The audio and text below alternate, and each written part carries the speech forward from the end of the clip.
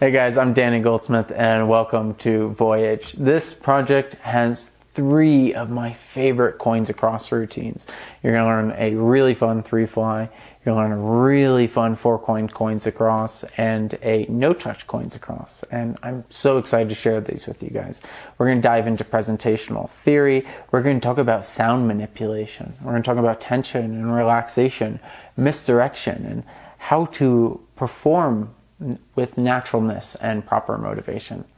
We're also going to dive a little bit into drills and really give you guys the foundational stuff to get into this more advanced stuff and be able to do it flawlessly.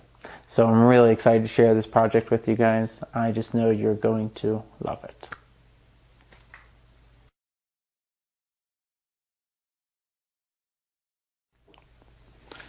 Hey guys, so this is something fun with 3 different coins here. We got a Chinese coin, a copper coin with a tiger on it, and a silver dollar. Now we're going to try something quite interesting with this. We're going to try to get these coins to travel from here across to here, that being the first. If you listen, you'll hear the moment that one travels across, just the blow, just like so, to the other hand. The last one's by far the hardest. See, if we just wave over like this, that one travels as well. It uses a, this is a old Chinese coin. Alright. It's a silver dollar. Alright. It's a copper coin with a tiger on it. Alright. So check it out, the 3 coins. If you listen, you'll hear the moment the coins travel through the air and across to the other hand. But that's the first. The second, if you listen, from here to here. You ready? Yeah. Just like that. That's the second. Yeah. The last one's my favorite. Watch closely. Alright. This one is nice. Thank you very much. Yeah, liked it so much. Like that. Got a Chinese coin, a copper coin with a tiger on it, and a silver dollar. One at a time, these coins will travel from one hand, through the air, and across to the other. That's the first. The second will travel from there to there. You'll hear it go, just a blow. That's 2.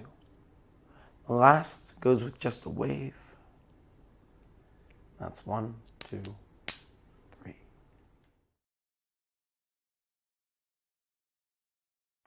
So this is the explanation for Navi. I call it Navi because I'm a bit of a video game nerd. I loved Zelda, Ocarina of Time, and there's that little fairy that follows you around. And her name was Navi, and she always says, "Hey, listen." And since it's based on sound manipulation, I liked it. Anyways, that's my nerdy explanation and background for where this name comes from.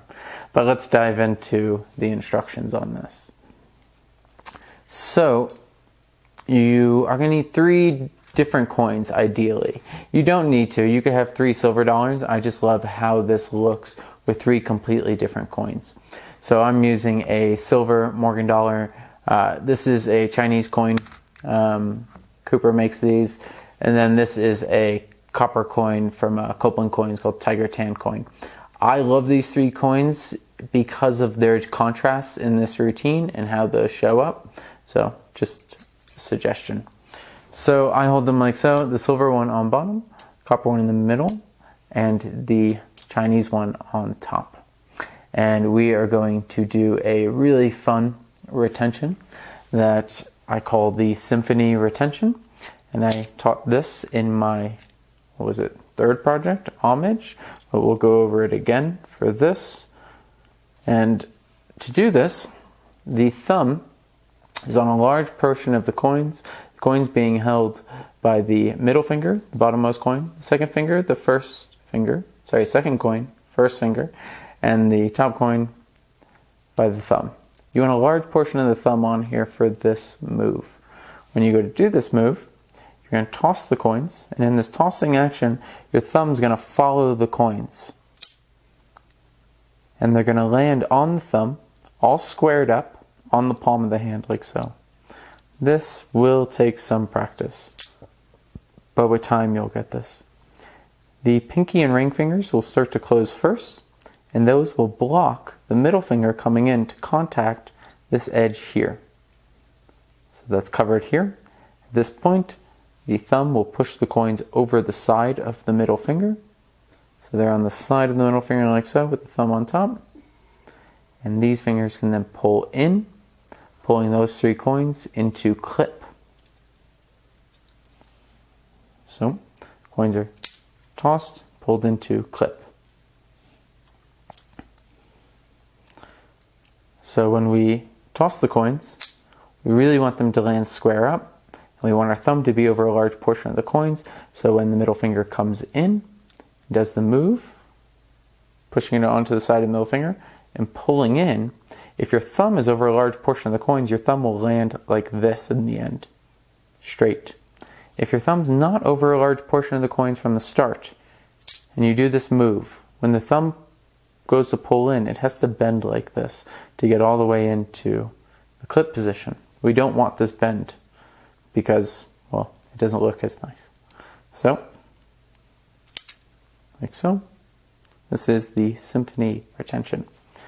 Now we're going to do a really fun move that I call the sky click. Sometimes it's a pass, so sky click pass, or just sky, we'll call it the sky rattle. Just gonna make this up randomly if you guys don't mind. So, because it has this impromptu rattle effect of seeming like you have a coin, you can shake and make sound. So what's happening is with these coins in clip, the thumb contacts the edge, and when these are in clip, they're going to naturally bevel a little bit. So I'll show you.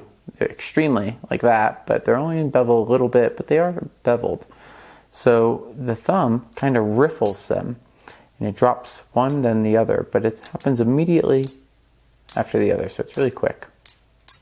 Now when you do this, you want the thumb to come more out, or just slightly up and out, because if you lift too high, they'll see that thumb kick up from the top, and you don't want that. So we want to be able to do the move without the thumb flashing over the top of the fingers. So this is the sky click pass slash rattle. So we've done the symphony retention into the hand, pull into clip, shake at the same time that we make the rattle sound, and then from this clip position we pull in and we go straight into Down's palm with all 3 coins. Okay. The middle finger is then going to reach under and produce the silver coin to the fingertips. Now to do this, you have to hold the coins in Down's palm not too tightly. There has to be a light grip on this so that your middle finger makes friction with the bottom coin, and just through friction is able to pull that coin out. Balance on its side. Push with the thumb to produce. So, once again, in Downs, middle finger curls under. Because the stack is held lightly, the friction of the middle finger pulling out, pull that coin out, the thumb can press, and we produce. You can then spin the coin between your fingertips. I like to do this, and I'll talk about why in a moment, but if you hold the coin between your first finger and thumb, the middle finger goes behind, and you push forward, your thumb releases off the top like so, and then re-grips to flip the coin over. This gives motivation to do this. This is a nice way to display your hand really empty looking, with those coins just hidden behind the middle finger. To keep the angles good on this, you just make sure those coins are perfectly horizontal, level with the ground, and you will not flash. So the spin gives motivation for why we're holding it with the middle finger. If we were here and we just did this, that wouldn't make sense. So the spin gives motivation to do this display, which looks very cleanly. So we shook, we produced the first coin, and now we're going to point back to this hand and make the sound again. So what's happening here is the middle finger is going to, while holding this coin, is going to, as if it was about to produce another coin from the stack, pull it down like so. So it pulls the coin down, And the middle thumb can then release this coin to land on top of it, and they go back into downs. So middle finger pulls, comes in, releases the coin from staff, lets it slightly lever down, and the Chinese coin drops on top of it. Now all of this is happening while you're holding a silver coin at the fingertips. So we're here, and as we shake here, we make the sound here, and then we push those coins back into downs position. At this point, talk about the coin vanishing from here or jumping from here to here. We then produce the copper one, just as we did before, the middle finger coming underneath, getting friction. Now it's going to pull slightly in front of this first finger. So it's as if it's clipped by the middle finger and first finger so that it can go in front of the silver coin and into stack. This will take a lot of practice, but with time you'll get it. Middle finger pulling it out and pushing it along the first finger until it ends up in the fan. So that's the second production. I do this as the hand curls in and forward. That's the cover for this move. Now, at this point, they still believe there's, well, whoever knows how many coins. They keep hearing sound over here. But this hand's still closed. The Chinese coin is going to be dropped from downs position into finger palm. And I tend to do this as I gesture. So I boom, boom, produce second coin, and I say that's the second. And as I go forward in that motion to say that's the second, that's the motion in which I let the coin fall out of downs palm and into finger palm. We are then going to insert this coin from finger palm onto the fan. Now, if we move the middle finger out of the way here, you can see where the Chinese coin is. If we pull in with this fan, so it ends up behind that Chinese coin, middle finger contact there, and push the coin forward into fan. So from here to there, here to there. Now once again I do this as my hand starts to do a vanishing kind of maneuver with these fingers, and I do this move once again as the hand turns in and comes forward to wave.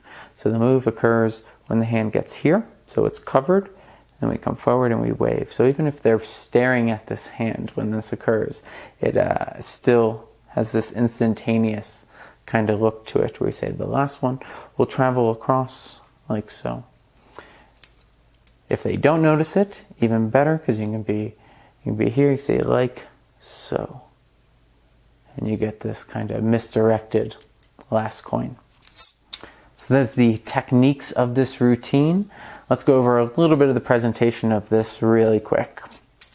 So when doing this move, I don't like to bring too much attention to a retention. So I like to relax a bit. That means extend your shoulders, open up, look at them when you do a retention. I see a lot of magicians, they want to look at the hand when doing a retention. But you don't have to look at the hand just to put coins in the hand. That brings too much tension to that movement. It brings too much awareness to it, too much critical awareness.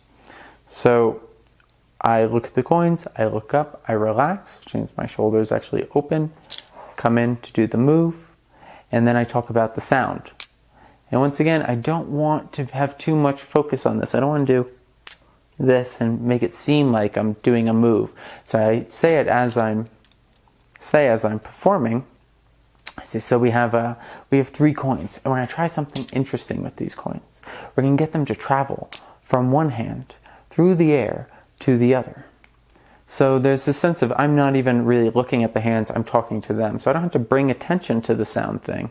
When I don't bring attention to the sound thing, it's perceived more by their subconscious mind. They just hear sound. When you bring attention to this fact that you're making sound, that's a little suspicious. So I like to do it in conversation, talking to them, shake, and then boom, that first coin appears. Spin between the fingers and display to get this really open hand. Right. At this point, I say that's the first. The second, and once again, you're going to get that sound so that you can do the move, but you don't have to bring too much attention to it once again. I say I'll travel from here. The hand comes in as I do the production to there. I say that's that one, And as I gesture forward, that coin drops into finger palm. I come back, and it's immediately after I say that's the second that I come back here because you have a beat here. Boom, that's the second. There's focus. Now they're going to relax, and attention's going to go to this hand as your whole body turns to this hand. So you have all the misdirection to do this move. And a lot of times people don't notice that coin until this hand is completely finished with this really slow vanish. If they do notice it before that, if it's this, and they notice it at that moment before your hand is fully opened, it's still a nice visual moment. But a lot of times when your whole body is directed here, if you do it on the right beat, that's the second coin. The last one, if you watch really closely, will vanish and appear here. You will often get a very misdirected last jump, and that, don't underestimate that. That is a really powerful thing. It doesn't always have to be visual. Sometimes what they don't see is far more interesting. That is Navi.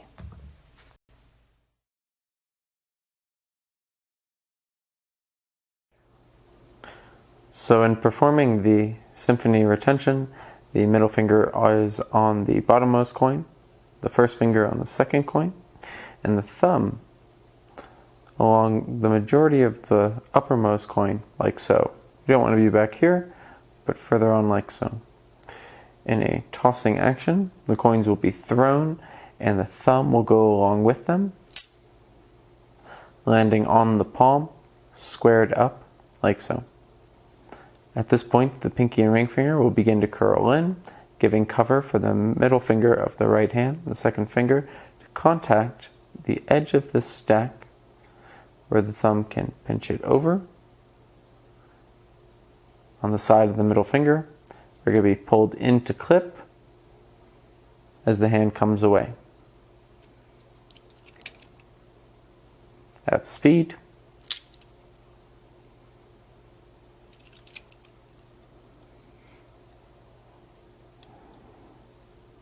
Once again, coins are thrown into stack on the thumb.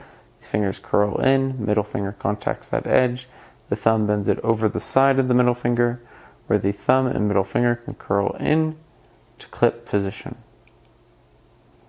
That's clipped between the first finger and middle finger, balanced on the side of the middle finger.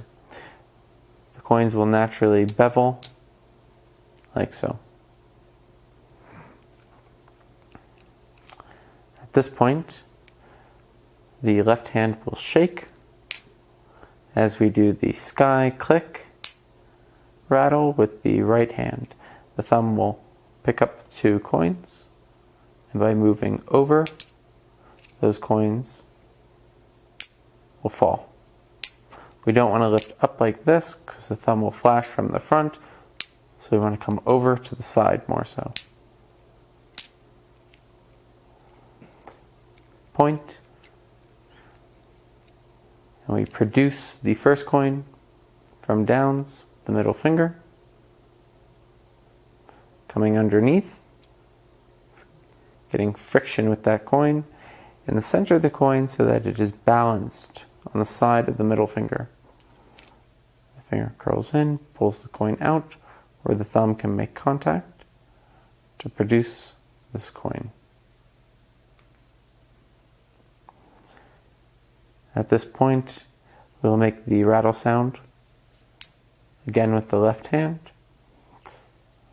by doing the sky click pass again with the hand while holding the silver dollar at the fingertips. So the middle finger will come under, clipping that coin between the first finger and middle finger to lift like so, where the thumb can drop that Chinese coin onto the stack and it can be pushed back into downs palm. Once again, the first finger is going to be holding the silver coin. The second finger is going to pull the copper one out so it is clipped between the first finger and middle finger, like so. The Chinese one will be in downs, or it could be dropped on top. All of this occurring while the first coin, silver coin, is held by the first finger and thumb.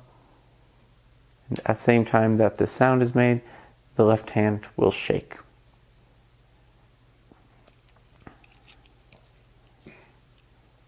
We'll then produce this copper coin by pulling it into clip, extending with the middle finger.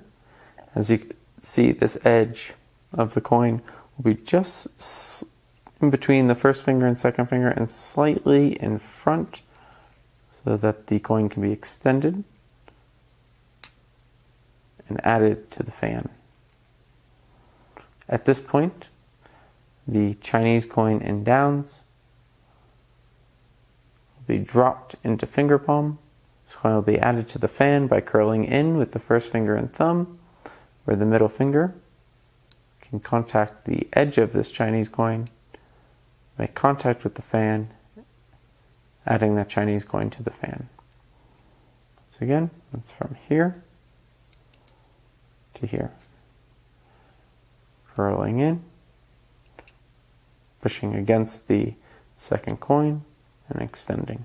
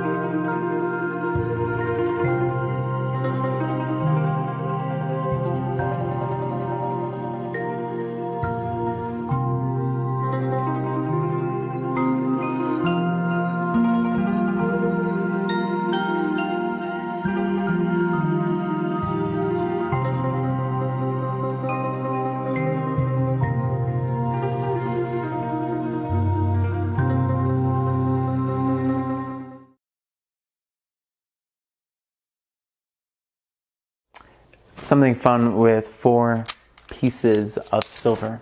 You'll see these coins travel from one hand through the air and down to the other, just like so. That's the first. But that one went visually. These will go a different way. You see, silver makes such a nice sound. You hear it again as this coin travels up, bounces off the ceiling, and comes down to land in the other hand. See, sound is an elusive thing.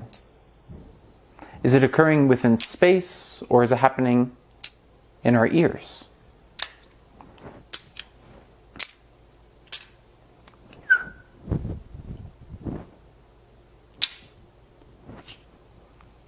Leaves 3. If you would, hold on to these for me. Squeeze tight. We'll take the last one. You could see it. Can you hear it? Yeah. Just like so. It becomes really small. Very tiny. Small enough to fit through the pores in your hand, meet the other coins, and if you count them one at a time onto the table, it should be 1, 2, 3, and 4. Wow. That is incredible. Incredible.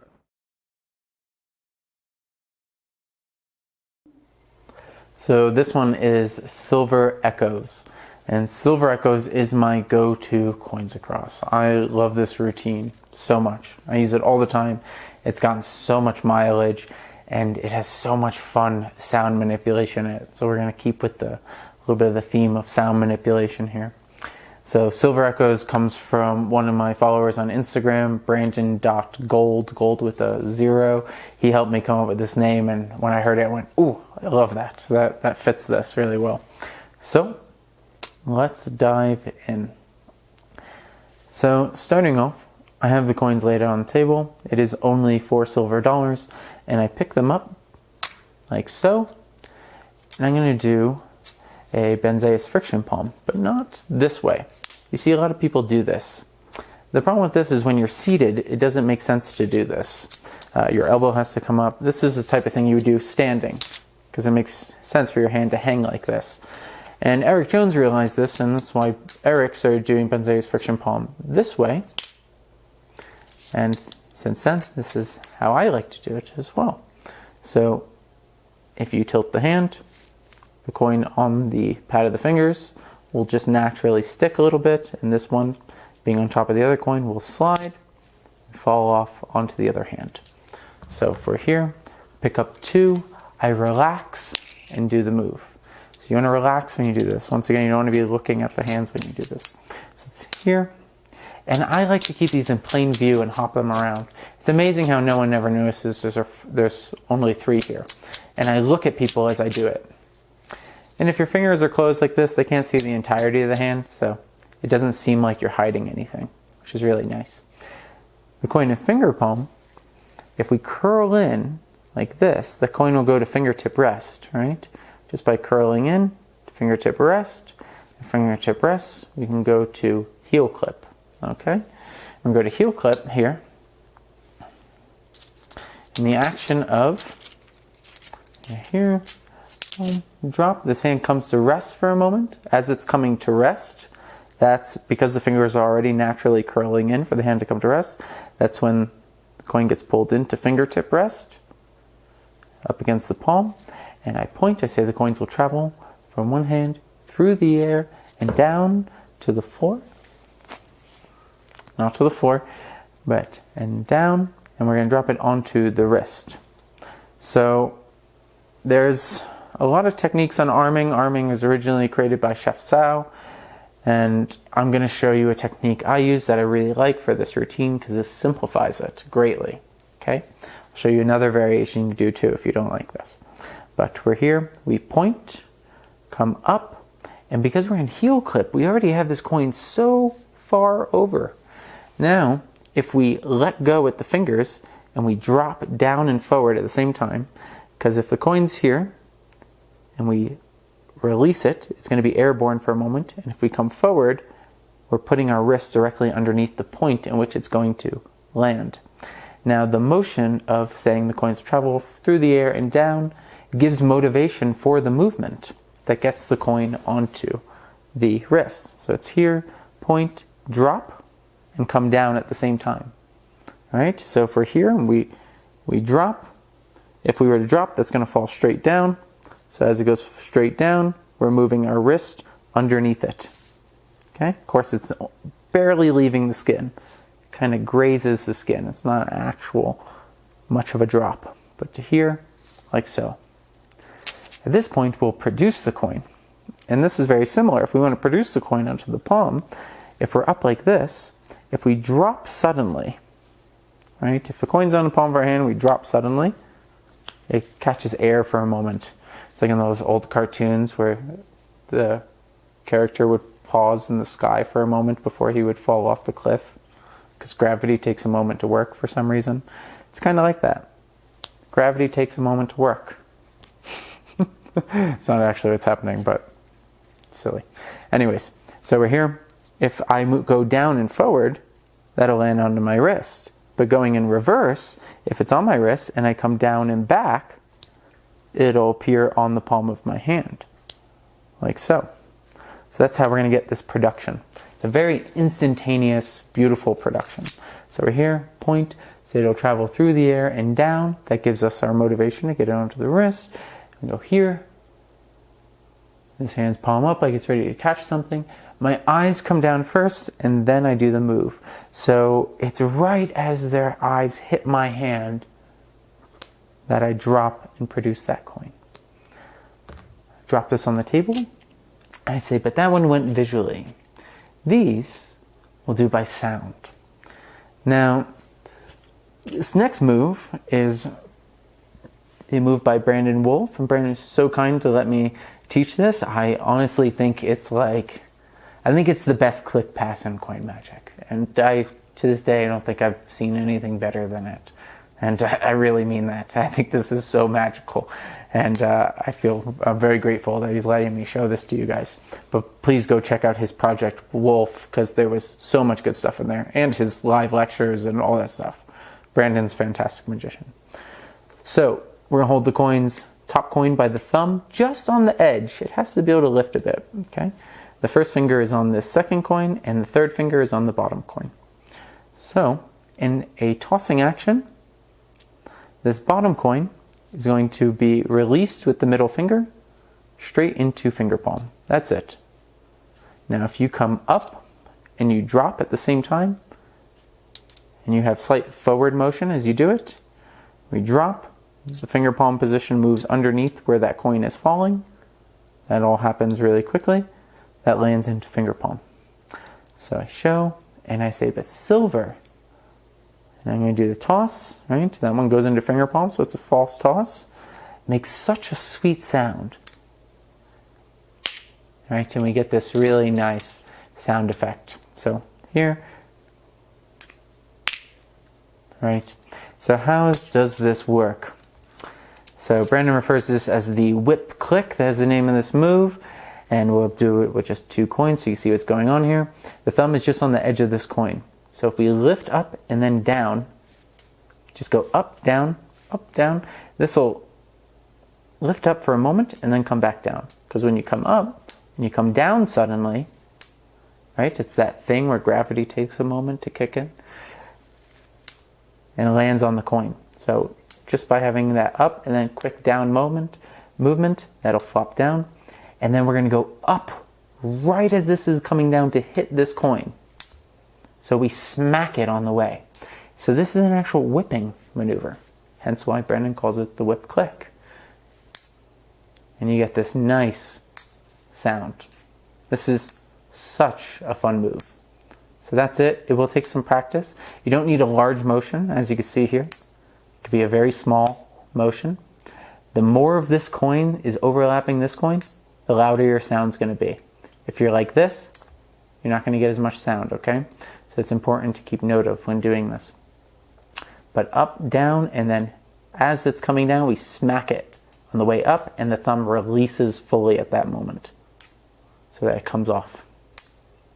And then we drop the third one. So all together, we have 3 coins. Boom. That one goes into finger palm. Do the whip, click, drop the third. Now, this coin, finger palm, just as before, remember when the fingers curl in, it goes to fingertip rest.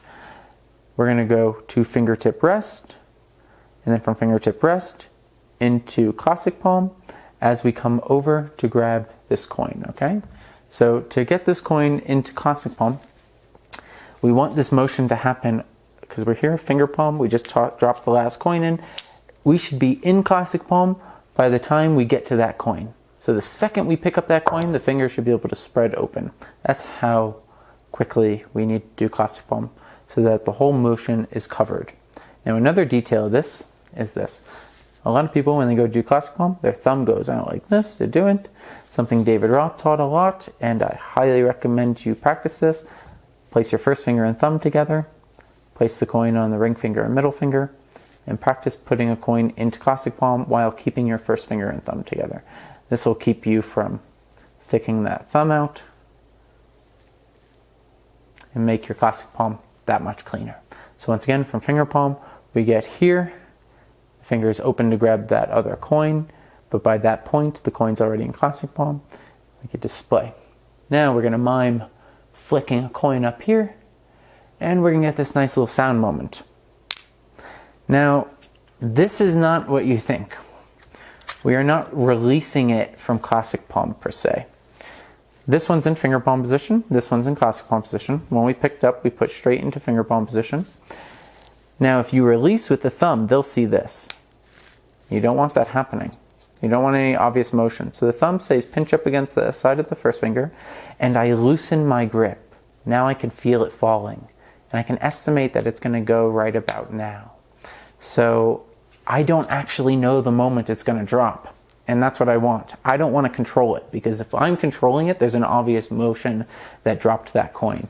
I don't want there to be that motion. I want this to look effortless. So I go here, flick, I relax the grip, and my eyes are just going to come down right as I can feel it slipping, and I just time it. This way there's no actual motion of my thumb to release that coin, and you have this very effortless looking point. Now this is a nice moment. They heard the coin, and then it's best to really take your time here, show the two, show that one's jumped across, and then you can place these on the table. Now, I think it makes sense to place both on the table because it's very clear that, you know, one coin has gone across and one has vanished from here. And at this point, I will pick up these coins and I will talk about sound, manipulation of it. I love the way silver sounds with me. But, and we're going to do a fun click pass that I call the press click pass. So this coin goes into classic palm position. This one's held at the fingertips. And as we go miming, placing the coin into the hand, they both go into classic palm. So this is really simple. And for the longest time, I was trying to do this thing where I would toss a coin as this hand turned over and catch it in classic palm with the other coin. And believe it or not, I used to be able to do this. And I was like, God, that makes for the coolest click pass. And then one day I realized I was working way too hard and I could just extend my middle finger and do this and come away. So simple tends to be better. So we're holding between the middle finger and thumb. This hand comes over, middle finger extends, pushing it into classic palm with the other coin. We get the sound. This hand comes away as this hand closes. Okay, so that is the press click pass. You have to maintain both coins in classic palm. Now we're going to do a fun little sound effect here. Right, we're going to get the coin sound like it's in this hand. I don't have a name for this. We'll call it the classic click. Yeah, I like that. All right, so, sorry, just making things up on the fly. We're going to let one coin fall out of the classic palm and land on the pinky and ring finger. Now you want the pinky finger curled in slightly more than the ring finger because this is a level spot here for those to land on. But it's hinged, so it's still up against this part of the palm, like that. So it's still making contact with that coin. Can easily be pushed back into classic palm. But if we let it fall out from releasing here, it hinges down like this. This because the pinky is and the ring finger are at the same height, this coin will sit horizontal even though we're pointing this way. So now we can pinch our thumb to the first finger and drop this coin on top of that one to make our sound. So at the same time that we shake here, we drop this coin onto that one. Okay. Once again, I mostly time this. My thumb pushed up against my first finger, so my thumb doesn't lift to give away any motion here. I loosen the grip, and when I start to feel that it's about to fall, I shake at the same time here, right? Because I don't want them to see any obvious motion going on here. I want it to look like I just shook, simple as that. So that lands on top of this one, like this, and then we push them back into classic palm, okay? So we point, shake, come over and grab those two in classic palm. Now this next thing I got from Mickey Silver, and this blew me away first time I saw it. I was like, oh my god, that's so clever. And what we're going to do is we pick them up. I'm going to turn this hand over and then turn this hand over, and we got sound here, right? So it's just a lot of little sound mechanisms, and we're not going to bring conscious awareness to them, but we'll talk about that in a moment.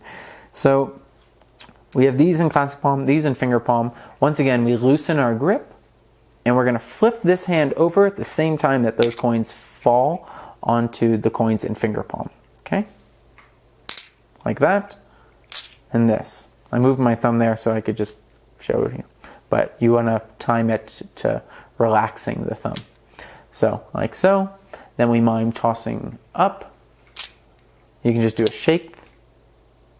And now we're going to do a move by Ponta the Smith, another person who's really kind to let me teach this.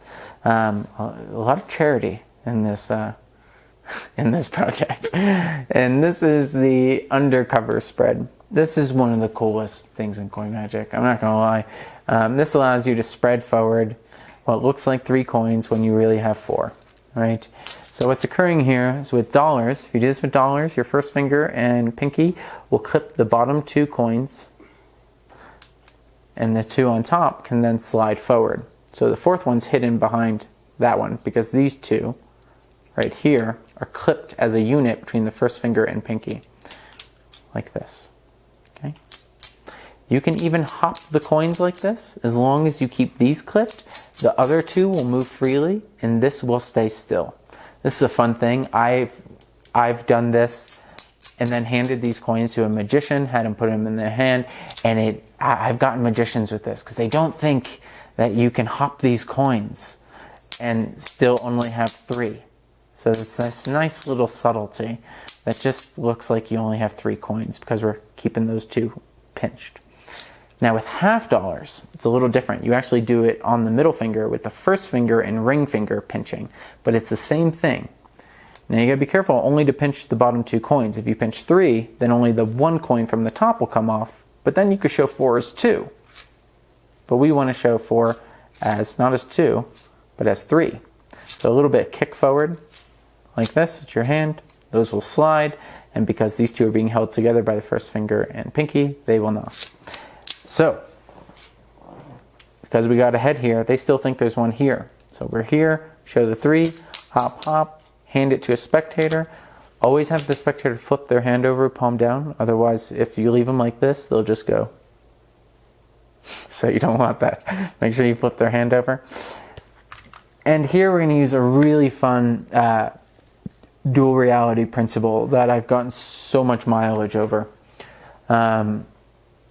So what we do here is we mime picking up the coin as if it was held like so, and then grabbing like this, my first finger and thumb like this, and I turn to the person to my farthest right, and I say, you can see the coin, can you hear the coin? Now, they can't see into the hand. Even if you really try to show them, they're just too busy. You can't really tell whether or not you saw something or not. Sometimes people swear they saw a coin, which is great. But you're not really showing them enough to see, and it's really quick. I also say, you can see the coin, can you hear the coin? Right? Now this is a sound routine about sound manipulation, so I'm coming back to the sound thing. I say, you can see the coin, but can you hear the coin? So take the attention away from the seeing thing, they say yes to the hearing sound, which is just clicking your nails together. I think I first saw this at the Revolution coin vanish, the thing ancient from Illusionist. And then Justin Miller, I think, has done this as well. But yeah, the nails, one nail over the other, pressure, click. So you say, can you hear the coin?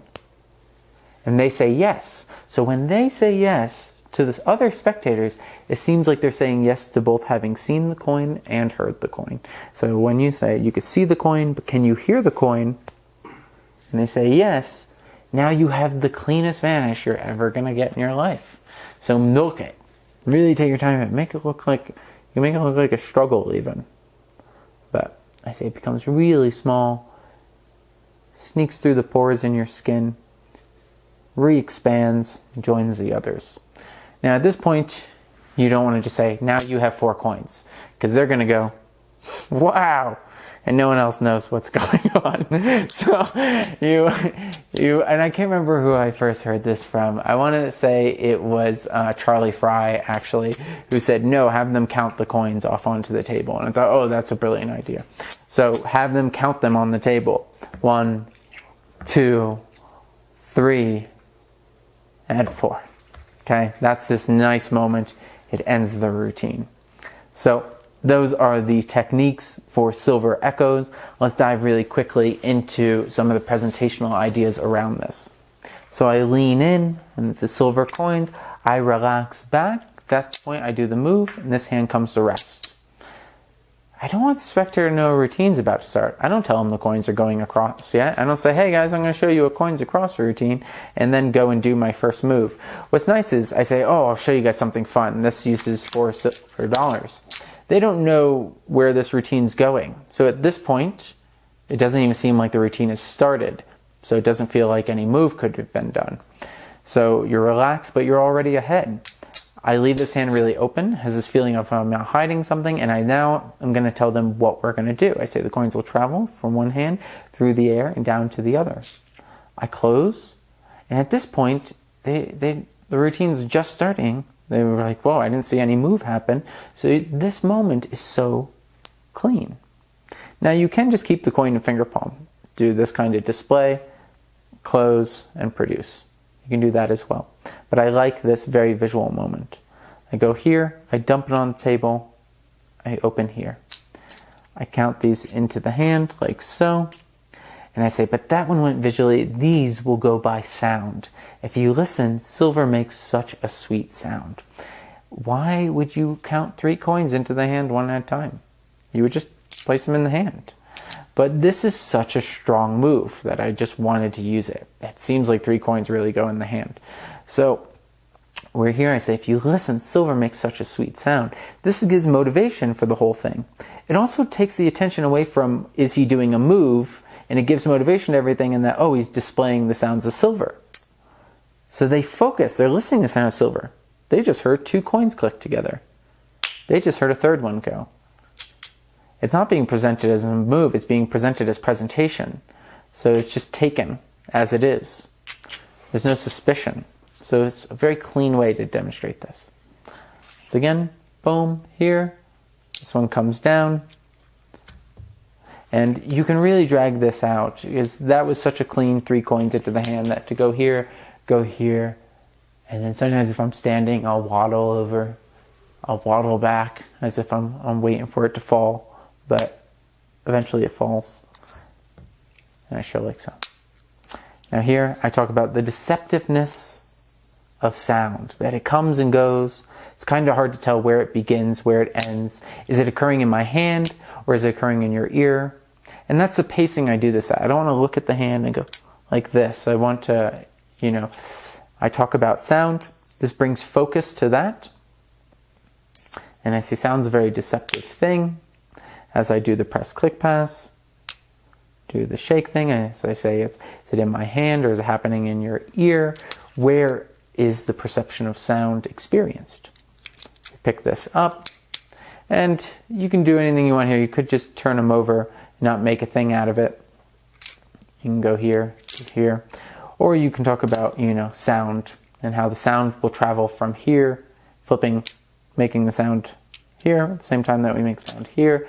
Say the sound will travel from here to here, and with it goes the coin. At this point, we do the undercover spread, show the 3 coins, do the hop thing.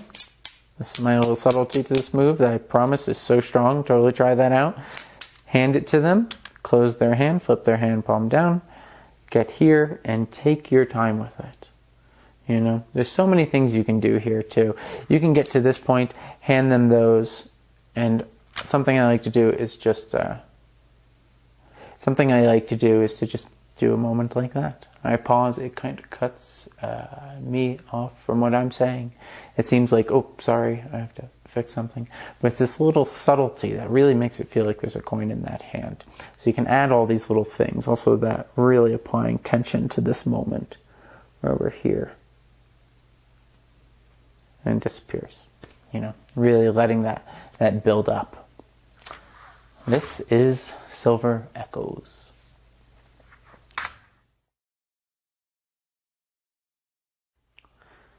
So the coins are picked up, like so. They are dropped into finger palm position. The right hand will tilt, allowing this coin to slide off, while the other is maintained by friction. You do not have to turn much for this to be accomplished. And as this hand comes to rest, these fingers will curl in. So this coin goes to fingertip rest and into heel clip. As the hand comes to rest, we hop these coins like so. We will then point from here up, and as we come down, these fingers will release this coin as the hand comes down to catch the coin on the wrist. The hand is opened, where we then mime tossing a coin up for it to come down and land on the right hand. Once again, from heel clip, point, come up. We're going to release this coin at the same time that our hand comes forward, so that this coin, which is airborne for a very brief second, can drop onto the wrist.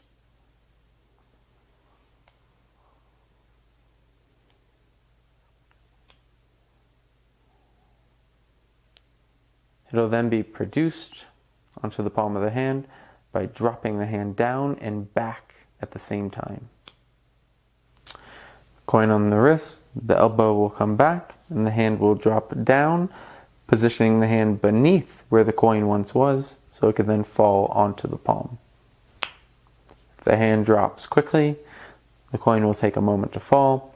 By positioning the hand directly under where the coin will be, that is where it will land. That is the first production. At this point, 3 coins counted into the right hand. We will execute the whip click by Brandon Wolf. The uppermost coin is held by the thumb, just by its extreme edge.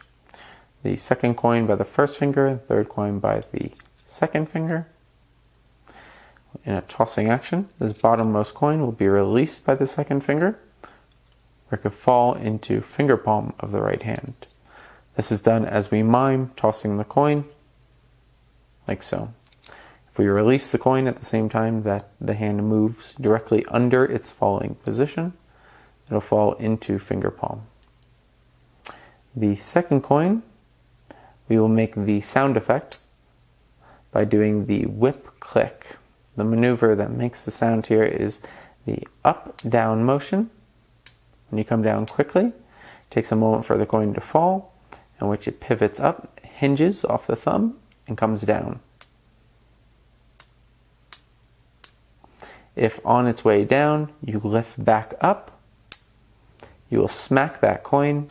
If on the way down, you come back up, so it's an up, down, up motion, like a whipping maneuver. You can smack that coin, getting the sound, making it appear as this second coin is hitting a coin in the left hand. The third coin is then dropped, like so. The coin in finger palm will be moved to fingertip rest and into classic palm as we come forward to grab the coin on the table. At this point, we'll mime throwing at the left hand, and by slowly loosening our grip with the right hand and timing the drop, our eyes will come down to meet the coin as it falls out of our right hand and hits the other. At this point, the coin will be placed onto the table, as well as with the other two. The coins to the left will be picked up, the coin in the right hand placed into classic palm position, the coin in the left held by the middle finger and thumb, balanced on the tip of the middle finger. The right hand turning over, classic palm this coin, while the middle finger extends to push this coin against that one, held in classic palm. This hand could come away. This hand mimes holding the two coins. So again, this coin goes into classic palm position. This coin held between the middle finger and thumb. This hand tilts, fingers stay extended at the same time that the middle finger pushes against that coin. In classic palm, as we come away to rest. Next, the pinky and ring finger. Pinky being slightly more extended than the ring finger, which gives a kind of level spot for the coin to land, to drop out of classic palm like a hinge and land on the pinky and ring finger. The thumb pinched up against the first, so there's no obvious motion. Can point to the hand, and as it shakes, the second coin in classic palm could fall on top of the first, making the sound. Point, shake, and these two coins are pushed back into classic palm as then we come over to grab the two from the table. Just as before, the thumb will start to slowly release, and at the same time that these two coins drop into the finger palm position, this hand will turn over, miming where the sound is coming from, and this hand will turn over, just giving them a hop to make sound. We will then mime a coin going across. At this point, we will do Ponta's undercover spread. This involves gripping the bottom two coins with the first finger and pinky, like so, where the others can slide freely forward and back, but these are held by those two fingers. So if it is in snack and finger palm, the first finger and pinky can contact, and by giving a slight kick forward, these top two coins can slide, and these will be held by the first and fourth finger. We can then even shake the coins, letting the upper two coins move around while letting the bottom two stay firm between the first finger and pinky. This gives the illusion that all the coins are free and that you only have 3 coins. These coins can then be placed into the spectator's hands, where we then go into miming, vanishing this last coin, the thumbs coming together, clicking to make sound, before vanishing and revealing they are in the spectator's hand.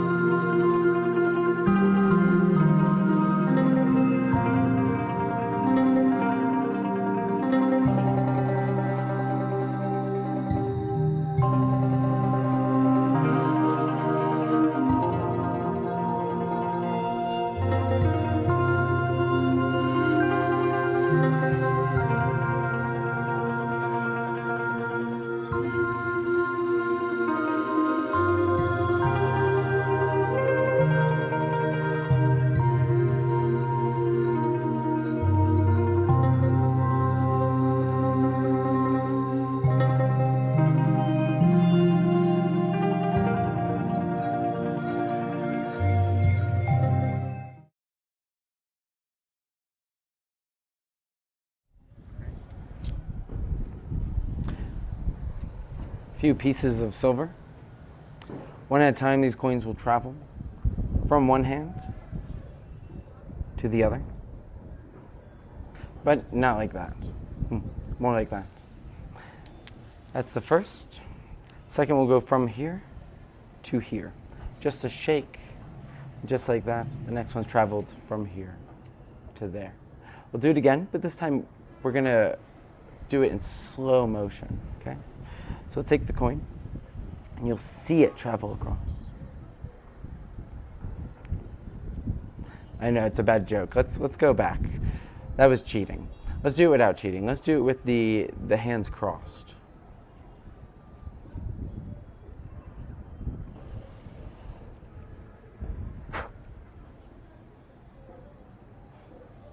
Just like that, we've seen 3 coins travel one at a time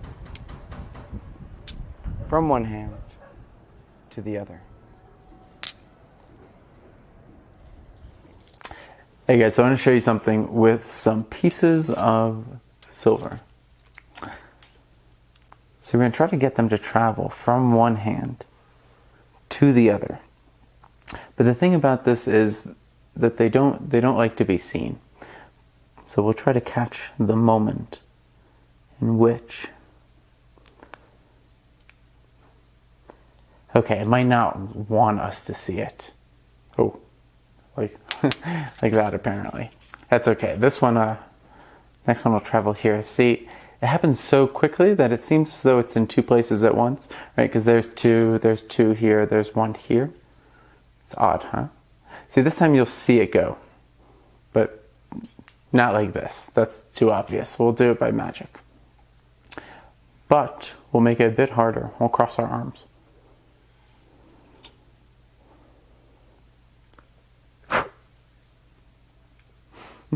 See, just like that, we've seen these coins travel one at a time from one hand across to the other.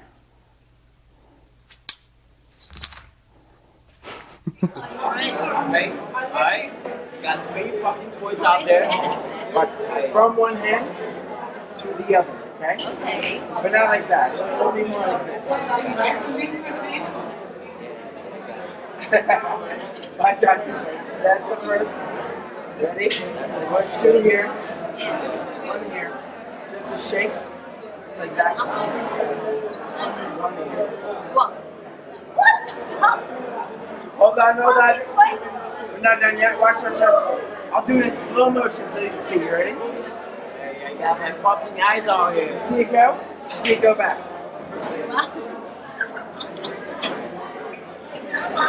Anyway, we'll do it with the hands crossed. You ready? Yeah, I'm fucking done, bro. Oh, what the fuck? I'm fucking. So that's 3 coins, right, that we've seen travel from one hand, one at a time, from here. Hey, you gotta be fucking kidding me Oh right my god. This guy's like, where do you do this? Oh my fucking god, you got some fucking I'm not that like maybe right now. Is it like weird drop or like what? Okay. So 3 coins. Yeah, I'll stand here so you guys can see. 3 coins from one hand to the other. But not like that. Oh, sorry, like that. Do you guys? Oh, no, we did it again. So that's the first. We'll do it again. That's 2 here. Yes. 1 here. Just a shake. And one of them goes across. Love you, man. I'll do it in slow motion for you guys. You ready? Yes. Boom, slow motion. I'm kidding, that's cheating. Oh, nice. No, we'll do it, we'll make it harder. We'll cross our hands. All right.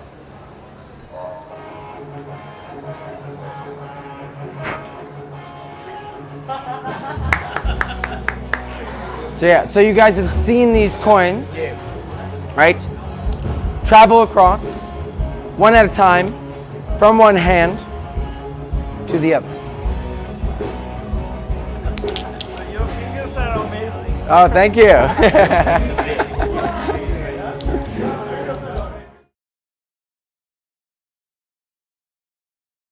So this routine is called Dragonfly. It was named by my good friend Rick Holcomb.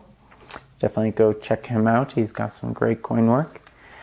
And for this, I really wanted to accomplish a 3-fly that felt like there was only 3 coins. And I've had so many magicians tell me, wow, you're using a shell for that. And I love that answer because that's exactly what I'm looking for. I want it to feel like I only ever had 3 coins. But in this case, as you guys know, there's no gimmicks. So let's talk about this and the details of this routine and how we accomplish that with this very clean looking 3-fly where it really just looks like 3 coins. And plus we have the kicker ending at the end, which is my favorite part of this routine. So happy to dive into it.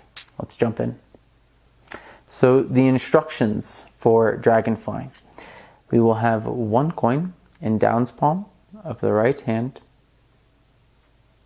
with the 3 coins displayed in a fan at the right hand fingertips. I talk for a bit and I tell them we're going to get the coins to travel from one hand to the other. My first finger is on the middle coin, my second finger is on the bottom coin, and my thumb is on this top coin. Okay, so with the coins in Downs, the first production and vanish technically is as simple as pulling down with the thumb here, this top coin here. Now I see a lot of magicians do this and they have all 4 fingers on there like this when they do this. You only need 2 fingers to hold 2 coins. Technically you only need 2 fingers plus a thumb to hold 3 coins. So it's very important to practice doing this move where you only need these 2 fingers to conceal it and these can be out of the way. This looks a lot cleaner. So this is going to pull back. And this we are going to produce just as before, the middle finger curling underneath, pulling out of Downs, balanced on the side of the middle finger, pinched with the thumb. Right? Extend, pinch down with thumb, that's the production. So coins get passed to the hand and the first one goes across. And I like to do just a little bit of a hopping motion, but we'll talk about that in a moment, talk about the more misdirected qualities of this. Now we're going to do a really fun move. So we're going to place this coin at the fingertips of the right hand immediately after doing this production, which I do by kind of like you would do a retention here. The middle finger curls in and we get it balanced on that side of the middle finger, just as if we were about to do a retention into Downs. Okay, but we're then going to extend forward like this. Now this is in position to do a retention without a thumb because it's balanced on the side of the middle finger. The first finger levers it up so it looks flat at the fingertips, but if the first finger were to let go, that coin could be balanced on the side and pulled into clip. This is important because we're going to tap tap, and as the body turns, this is going to go into clip. Right? So that it goes, the edge gets pulled in between the first finger and middle finger, pulled in all the way to deep clip. As we grab the bottom coin off this fan here and put this one up with the thumb. So that concealed coin goes up, this one goes into clip, and we grab this one like so. That's speed. That's, we were here. First coin goes, come back down, tap tap. Show 2 here. That's the whole the point of the body turning. The motivation for that is to display the 2 coins, to spread them like so. And I finish pulling this coin from clip by curling in, thumb extending over, into Downs palm. But we're going to do that with another coin at the fingertips. So this is in clip, and just as before, that coin can be pulled in from clip into Downs palm while holding another coin at the fingertips. So that leaves us here. I show 2 here, 1 here, displaying the coin. Remember, spinning to give motivation for why we hold it the middle finger. And I say it's almost as if they're in 2 places at once. You see 2, you see 2, sorry. So it's almost as if it's in 2 places at once. You see 1, you see 2, you see 2, you see 1. And I like this because there is a point where you're genuinely seeing kind of in 2 places at once. So, and this is fun because it's also still a misdirected jump, and we'll talk about that in a bit. So what's happening here, and this is challenging, it'll take a lot of practice, but just as before, the middle finger comes underneath this coin, clips it, so it's in clip, and slides it against the side of the first finger to fan, while simultaneously, or not immediately simultaneously, but I think it's a step before, the middle finger here contacts this bottom coin, and that coin is going to get pulled in to Downs palm. Okay, so let's talk about how to do that. This is a bit challenging. Your first finger should be already, because of the grip we talked about earlier, near the top of this bottom coin. This makes it really easy for this coin here to be slid out from its grip. The middle finger pulls this coin in along the thumb,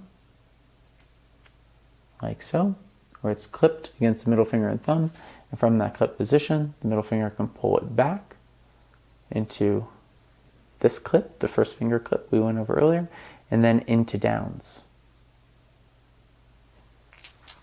So, once again, we were here, tap, tap, show 2 here, 1 here. It's almost as if there's 2 places at once. That's 2, that's 1, or sorry, that's 1, that's 2. At this point, this hand starts to pull this coin into fan as it comes forward. So there really is a point where there's 2 there. This hand will turn horizontally, so it can't be seen. This one's coming in horizontally, so it's hard to see that there's 2 coins there. They will swap, and this hand will now do the move. So it's misdirected, they're looking here, and we come up and display this coin. I now like to do this. I like to spin this coin at the fingertips, display, and rotate this here. The reason being is because a moment ago, we were just here, where we were showing 2 coins here, 1 here. I say it's almost like you see them in 2 places at once. That's 1, that's 2, that's 2, that's 1. And now you mirror this action from before, but now it's reversed. So this next part is like one of my favorite things about this routine because it's sneaky. It's you're working a little extra hard here, but it's a convincer that I feel like is really powerful for this. This coin in Downs palm is going to be pushed into balance palm, like so. This allows you to display a coin at the fingertips like this, and this is such a nice moment where it really appears like you just have 3 coins. So once again, the thumb just kind of bends in, letting that coin slip over the top of the thumb, like so. I cover this motion by spinning a coin. So I get here, my middle finger curls in like it's about to spin the coin. I push this coin on top of the thumb, finish the spin, and then display. So I say you'll see this one go, but not like this. I said it'll happen magically. This is when the coin jumps back. Now all we're doing here is we have this coin in balance palm. We put that one onto the bottom, and just as before, we're going to pull this coin down at the same time that we produce this one. So how do we produce a coin from balance palm? So it's very easy from balance palm, the middle finger to come underneath and the first finger over to get into clip position. So then you can go from balance to clip. So from clip, your thumb can come underneath and just push it to the fingertips. It's very, very, very simple. So clip, thumb pushes up to the fingertips. So we are here, we say, you'll see this one go, but not like this. That's cheating, right? So then we do the production. So for me, when I do this moment, say you'll see it go, and then I go to do this production. I'm here, I'm looking here, and then I look up at them, my body comes over as I do the move. and I produce. Now at this point I tell them, but let's make it even more challenging. We'll cross the arms. Now, if you have a spectator, you can hand this to them while you do this move. I put it in my mouth. Some people really don't like putting things in their mouth. It's okay. I don't mind. They're my coins. So I do this.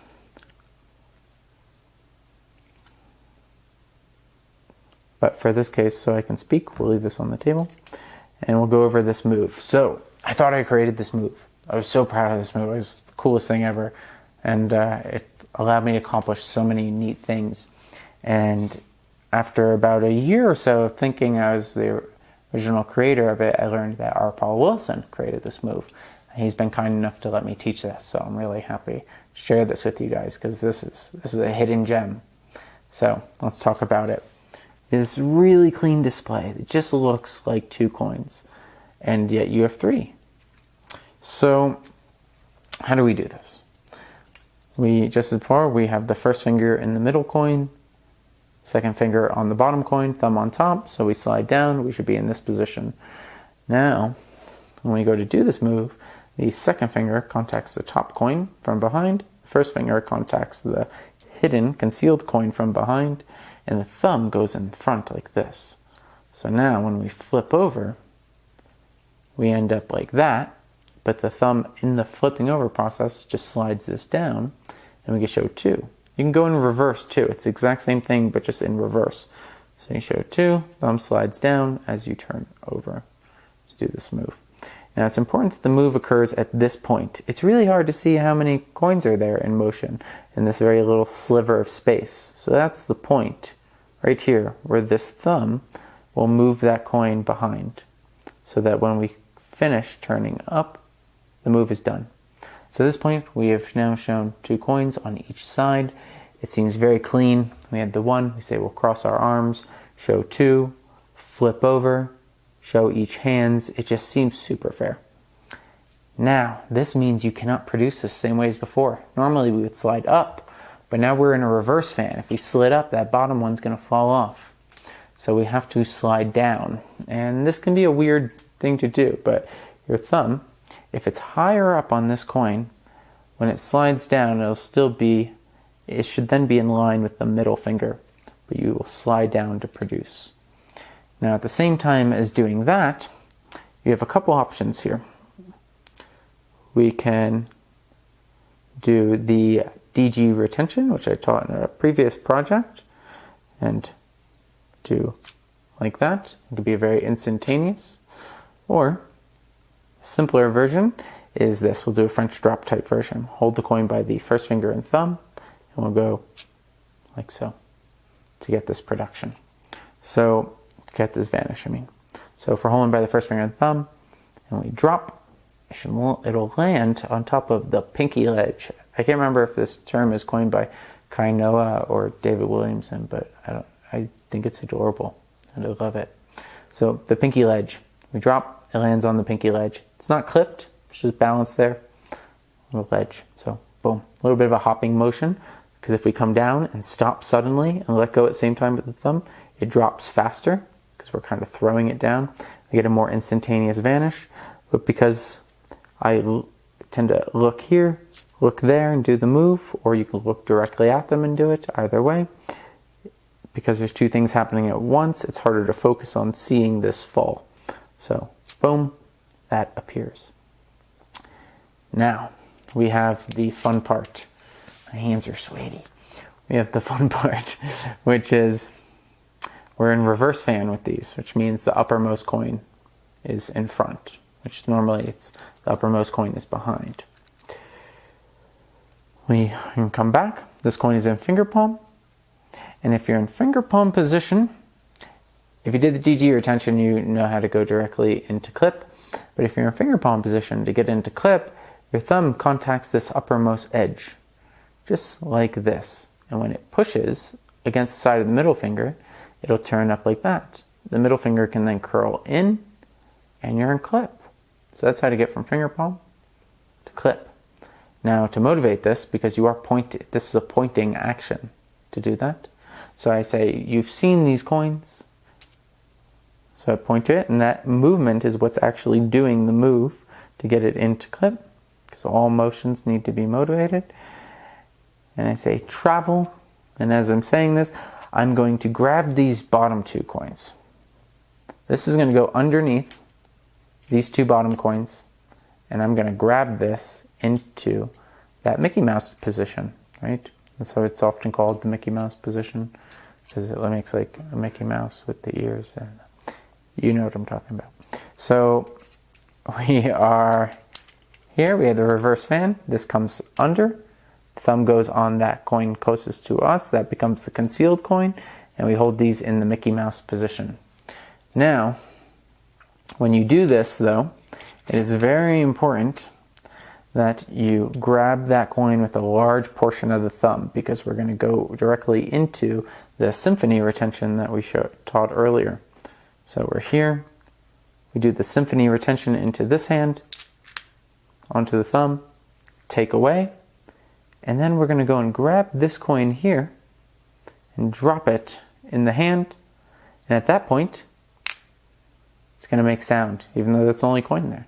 And we're going to do that by doing the Sky Click Pass, which by the way is deeply inspired by Kainoa Harbottle's Air Click Pass. That's what I call the Sky Click Pass. So these are in clip. We grab this coin, even with the coin at the fingertips, it's no different. The thumb can still lift up a coin or 2 and make this sound while still having this coin. But in this case, we're going to drop the coin as we do it, and the thumb has motivation to move here because the thumb is releasing a coin. So even if the thumb lifts up too high and flashes at this point, it does not matter, because the thumb is releasing a coin. It should have movement. Okay, so it'll make sound, makes it seem like the 3 coins are there, and I drop it into finger palm position, because what's going to happen next is I'm going to produce these 3 coins while vanishing that one. So what's happening here is these in clip, your thumb's just going to contact, like so. Middle finger extends, so you're holding it between the thumb and middle finger, and you spread. Then you have a spread of a fan at the fingertips here. What happens with this is we're going to move this coin into nowhere palm. Okay. You can do fingertip, Ramsey subtlety, and just have it like so. But I prefer nowhere palm, so to use nowhere palm, to do nowhere palm properly. And I know Z also taught on a lot of these same details that I've been using for a long time. So you can also find more information through his work, but I use this part of the thumb here. I contact this edge of the coin. This edge is along the center line of the ring finger. The ring finger, just in curling down, can start to pivot that coin, but the thumb is going to help lift it up and into nowhere. This is important to use this part of the thumb, because you use the tip of the thumb, this is what they see. Whereas if you use this part of the thumb, it looks a lot more natural. So, in the action of just rubbing your fingertips, you can move a coin from finger palm into nowhere palm. So that vanishes here as you produce here. This is the techniques for Dragonfly. So let's really quickly go over some of the presentational details of this routine. We have coin downs. I like to count these first. I love this. I take the coins off, spin, and put it on the bottom. Spin, put it on the bottom. Spin, put it on the bottom. This is with 1 coin in downs palm of this hand. And I say, I have some silver dollars here. You do not want to say, I have 3 silver dollars. Anytime, anything you as a magician say as a definitive statement will be criticized. So if you say, I have 3 silver dollars, they're going to go, is this true? And they get suspicious. But if you say, I have some silver dollars, they're going to count them and go, that's 3. There's no greater lie than the lie we tell ourselves. I place these back in the hand, and I say, we're going to get them travel from one hand to the other. I like this moment. Holding 3 coins, this hand's empty. This is a funny thing, because when you're here and you do this on the relaxation, you're relaxed, you say we're going to get the coins travel from one hand to the other. Sometimes people remember this as this. I remember it as the reverse. So they'll think that when this coin is produced, wait a second, I saw that hand empty. This often happens. So I hand the coins over, and I have tension here. I lean in, watch my face go from here to here, here to here, here to here. Okay, they don't want to do it when you're watching. Oh, there it is. All right, so you get the misdirection because you build all this tension. And when you have all this tension and you relax and you look up at them, they want to relax and look up at you too, because this is a lot to hold on to. This image, there's a lot of tension. People want to release that. So you have this tension. Okay, they're not going to go while we're looking. Then you can do the move, right? And I look at them and I wait for them to react. And I go, I didn't see that either. And I do all of this as they are talking, laughing, whatever, and while I am looking at them. Tap, tap, I didn't see that one go either.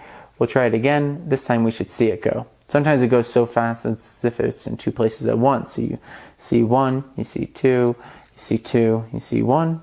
We do the whole thing as before. Move the coin into balance so that we get this really clean display. We say, you know, this time you'll see it go, but not quite like this. No, it'll happen by magic. We produce, so we look up at them again to get the misdirection for that. And I love that we have all these misdirected moments. They're just like, where, when, and where is this happening, you know?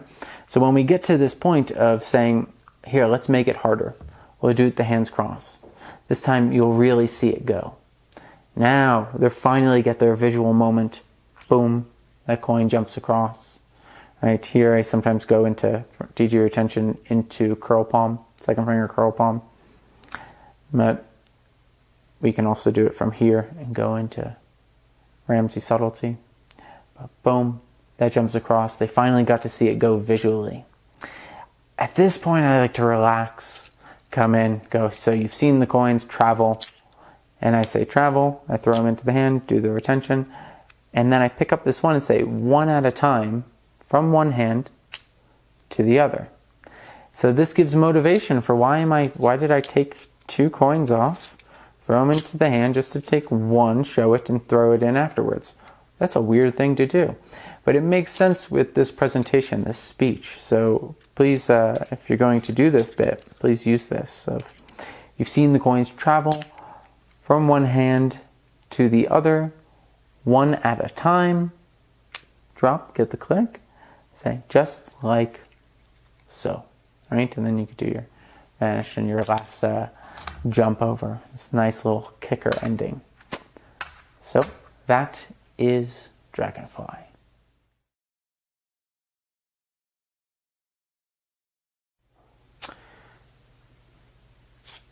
We will rotate each coin between the fingertips, like so. One coin in downs. We do so by holding the coin between the first finger and thumb, middle finger behind. Pushes forward. The thumb clears the edge, or it could push down, like so. This gives motivation for the coin to be shown between the middle finger and thumb, as that is the natural ending position after spinning the coins.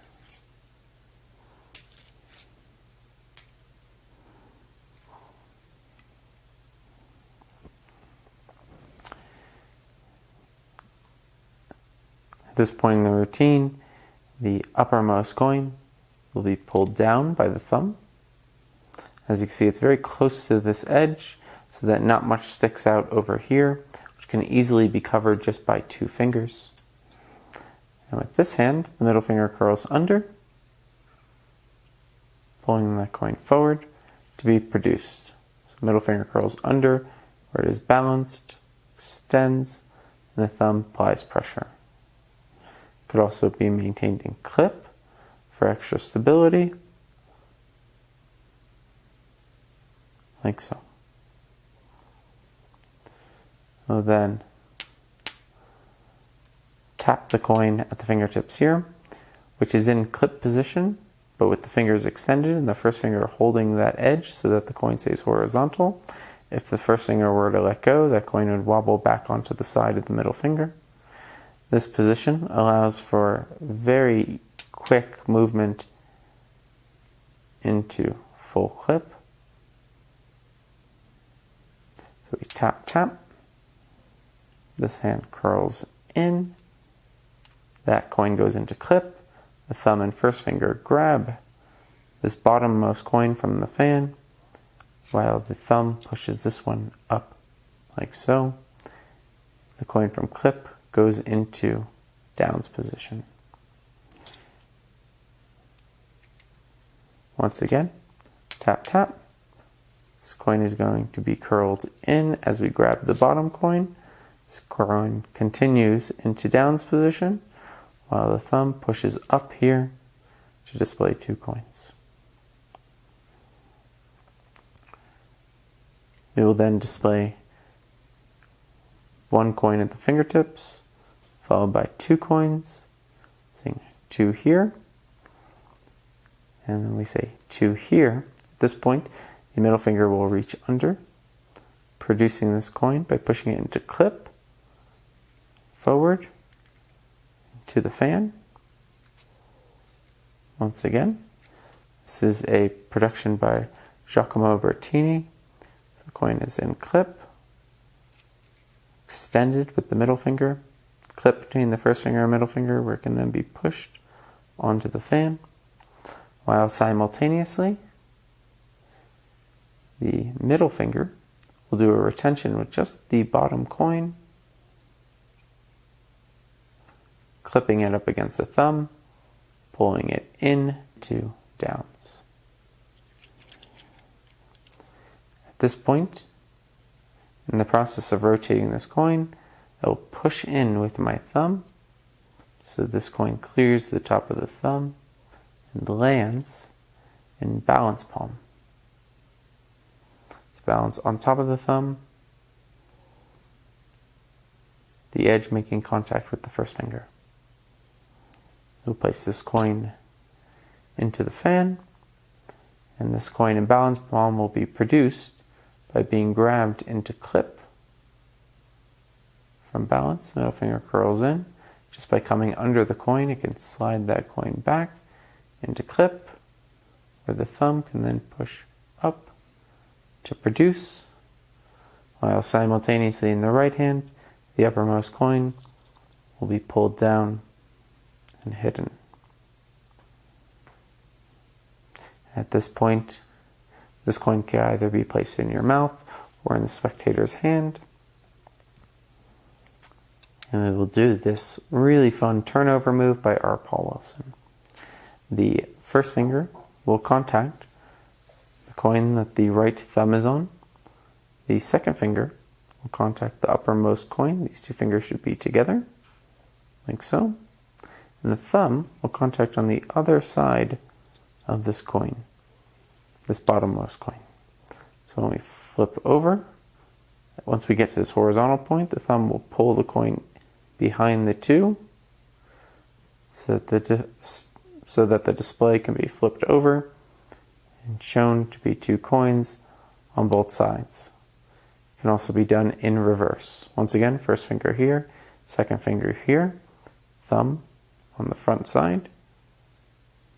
If we were to turn over, this would flash, so we need to slide down. That sliding happens at its horizontal point, like so. This can also be done in reverse, if you like. But for this move, we must leave it here, where we are in reverse fan, where instead of pushing up to produce with this coin, you will now push down to produce with this coin. That production will happen at the same time as with the right hand. We either execute the DG retention as taught in previous projects, or we do this French drop maneuver, where the coin is held by the first finger and thumb in a hopping motion, drop the coin where it lands on the pinky ledge. At the same time, if the hand does this, the hand will push this coin down, making for a very sudden jump across. As the hands are coming across like so, the thumb will contact this edge, pushing so that the upper edge of this coin contacts the side of the middle finger, where the middle finger can curl in, moving that coin to clip. We can then go into downs or remain in clip, where we will then grab the bottom 2 coins on top of this coin in clip. These 2 coins go on top of that coin. The coin that is under the left thumb will be the coin in which the right thumb grabs to conceal behind, like so. You will then once again do the symphony of retention.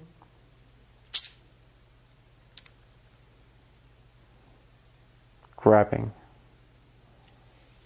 that coin from the fingertips and displaying. As we go to grab this coin from the fingertips, the thumb will lift up on 2 coins, same time, and grab this first coin. So there is a gap, like so, where the thumb can release to make sound. This will occur as this hand drops this coin into the left, where it can be heard. At this point, the coin which is dropped in finger palm position will be moved into nowhere palm by contacting this edge of the coin with this part of the thumb, like so. This edge of the coin is in the center line of the ring finger, and the first crease of the ring finger will contact this edge of the coin where it could pull down. The thumb assisting can lift the coin up into nowhere palm.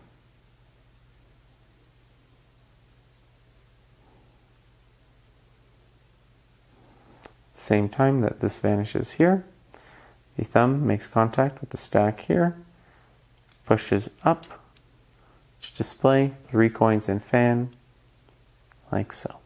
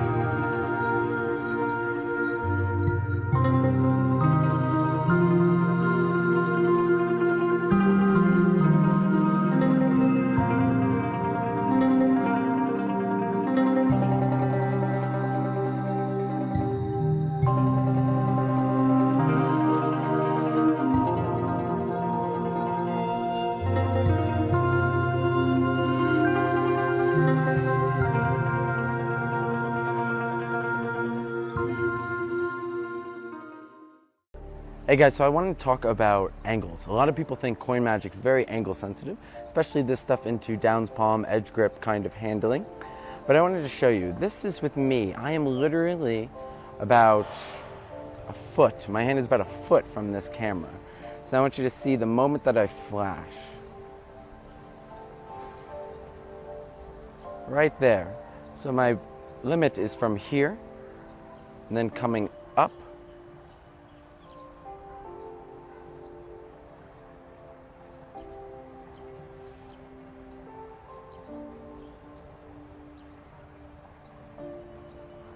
You can start to flash. This is actually quite a bit of range to be, literally I could reach out and touch you guys. You wouldn't stand this close to somebody's face because you'd be right in their face. So simply stepping back and placing that coin once again into this position, as long as I keep this coin horizontal. This is all the way down to my waist at this point. I'm flashing, but I don't need to be this low. Coming up. I definitely don't need to be this high. So I have so much more play than I think. So the only reason you would flash in this grip is that you didn't keep the coin parallel to the ground. So if you do need to turn in a move, you simply cover. But to display for a moment another coin and to even spin, you actually have great angles. And the more you step back, the better those angles get. But that's with one coin. Let's place 4 coins, thickness, into downs palm. So right here, 4 coins only covered by 1 finger.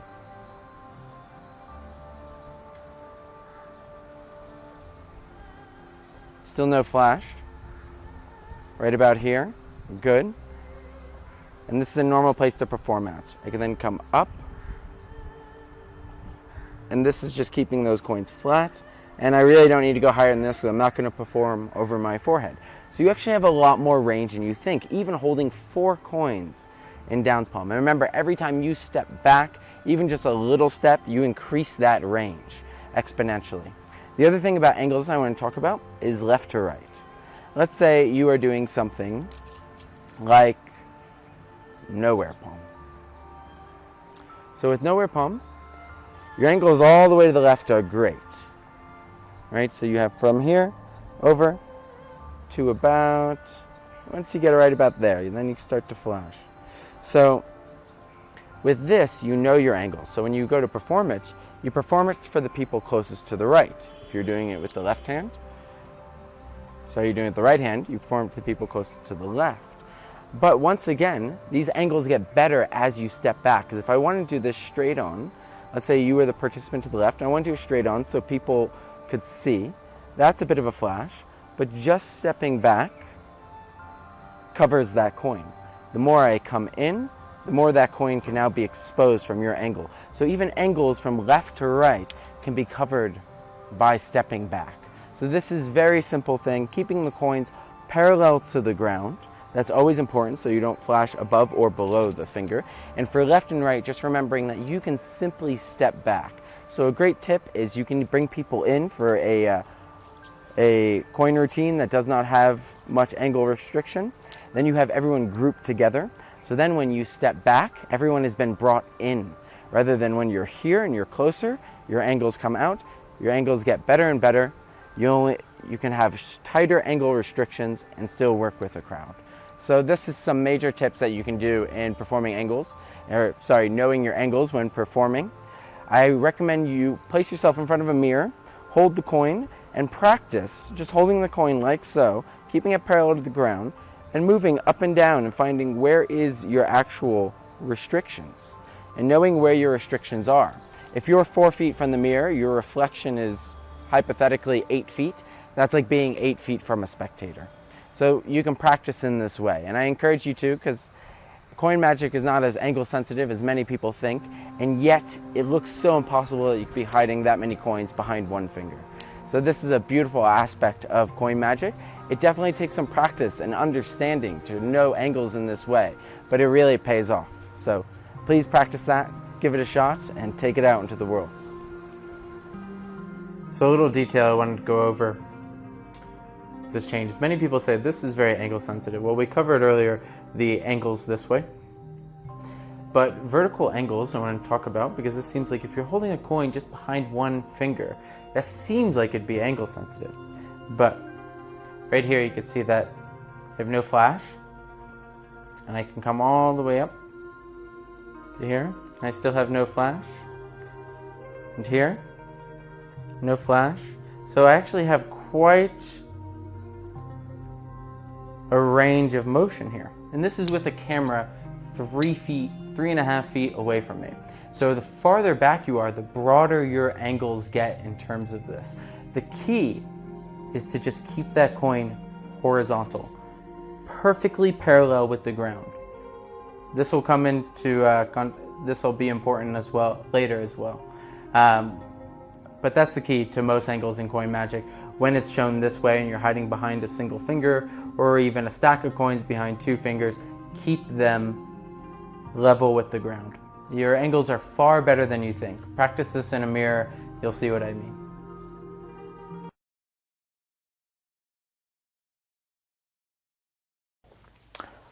So the foundational sleights for this work include a retention vanish, into downs palm, and being able to do this with multiple coins.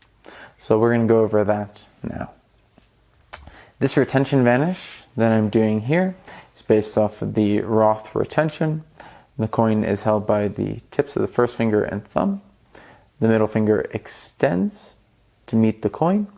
We do not want to overextend here. You don't want this first knuckle to pop up. It's just straightening. Because it's held so by its extreme edge with that first finger and thumb, this coin can very easily be pulled out of the first finger and thumb, and it will pivot around into clip. So once again, middle finger extends, pulls in. Because the thumb is on the extreme edge and the middle finger is in a little more, it creates this pivot point for this coin to pivot in. It actually kind of does like this, but without any movement of the thumb. This is occurring just with the middle finger. The first finger and thumb stay together, pulls in, coin will pivot around into clip position, where it is balanced on the side of the middle finger, pinched between the first finger and second finger. When doing this move, a lot of the impulse for the thumb to bend up to assist. You don't want that to happen. Keep this thumb straight. The only finger that should move here is the middle finger. No other finger should move, and the middle finger should only come in as far as it was before the move. So if the middle finger is here, you don't want to curl into here. We only want to go here. So we have to really practice this pivot motion of holding the coin loose enough, also by the thumb and middle finger, so that when the middle finger pulls in, that coin can swing around into clip. From clip, we can curl in to downs, like so. So this can also be done with multiple coins. We can take a second coin, do the retention, and we'll stop at this point, directly underneath the thumb. But there's a spot where the coins make contact, right here, right by that middle finger. The middle finger pulls in further. The coins maintain contact in this little space in here between the first finger and middle finger. And then the coin is lifted up flat, lifting that coin up flat with the first. With practice, you can do this retention very silently. So, hands come over, fingers cover, do the move, and at this point in the retention, I only get to that halfway point where we're clipped, because I want my fingers to look the same before and after the move. My hands will go the rest of the way, whether it's in a moment of coming to rest, I can finish going all the way to downs, or it may be to grab another coin. Maybe that we do the retention, and as the hand comes over to grab the coin, we do the second part of the move. So we do the retention, get to this halfway point, and from the halfway point, we finish as the hand comes over to grab the move. So the larger motion covers the smaller motion. This is something to really practice with multiple coins. For this routine, there's a point where you're doing a retention with a 6th coin, adding a 6th coin to a stack of 5 already in downs. So really take the time to practice this. Taking coins, doing a retention, adding it into stack. This will take a lot of practice, but if you practice this with both hands and you just do it regularly as a kind of fidget thing, you could be sitting there watching TV or a show, do a retention, grab a coin, do a retention. And in the beginning, don't worry about doing it quietly. You can really just get it moved in there. Another thing you can really practice with this to really help prepare you for these routines is place a chunk of coins, whether it be 3, 4, 5, 6, however many coins, in downs palm and spend time here. It's something that you, with time, will become really comfortable with if you just hold them there for long periods of time. Your hand doesn't want to stress and be clenching all the time, so you'll naturally find the loosest grip you can have while still maintaining those coins very firmly. If the grip is loose, the middle finger can produce coins from that stack very easily. This brings us to the next point, producing from the stack. If we have them in downs and the middle finger curls under, the side of the middle finger makes contact with the coin underneath, and because we're not clenching these coins tightly by the thumb and fleshy area in there, just the friction alone of this middle finger extending out will pull that coin out. Now, you want to know the balance point, the point where that coin will sit horizontally on your finger. So this way, when you extend, there it is, the thumb can then press, and we have a production. So once again, here the middle finger curls underneath. We can extend to here and push up with the thumb to the first finger, or we can simply extend, grab with the thumb to produce at the middle finger, like so. I also encourage you to practice spinning a coin between the fingertips while having other coins in downs. This allows your other fingers to have motion and mobility while still holding coins in downs.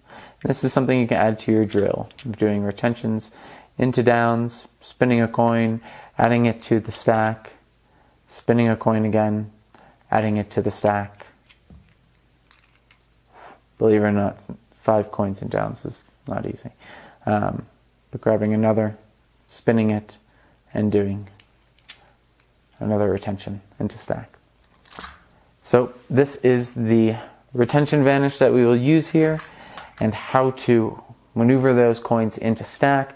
Exercises and practices you can do to really strengthen your ability to accomplish this and to lay down the foundation for what we're about to jump into. Thank you guys so much for purchasing this project. I really hope you thoroughly enjoyed it. I hope you take the time to really do these drills, really practice these techniques, and spend the time on the individual techniques. This is the kind of stuff you don't have to rush through. Enjoy the process. Enjoy practicing. And one day you'll just find, whoa, I got really good at that, because it's just something you do regularly. So keep it up. You're definitely going to get there. Also, check out my previous projects to see other ideas that I've done with a lot of these moves. I have my first project, Insights, through CopelandCoins.com. I had Silversmith, which was launched here at Illusionist. Lots of great stuff there. And I most recently launched a project called Homage that I launched through my Gumroad, which you guys can find at my Gumroad.